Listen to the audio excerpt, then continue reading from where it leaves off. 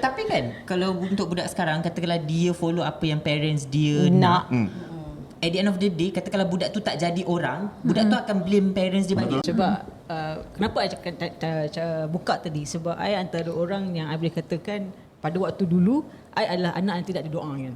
Oh, anak tidak ada apa? Anak yang tidak didoakan. Tak diazan ke tu? Doakan dia. I pernah beritahu dekat my sister. Dia terlupa doakan I.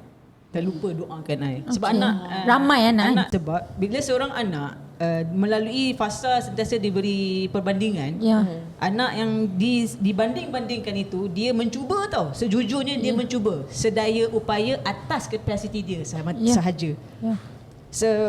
Bapa, mak patut melihat setiap anak ni berbeza-beza. Kapasiti mereka juga berbeza-beza. Betul. Jadi jangan expect kalau dia ni tak boleh belajar, mungkin dia ni boleh bersukan. Betul. Kalau dia tak boleh bersukan, mungkin Dia boleh menyanyi pandai, ke? melukis dan sebagainya. Masing-masing.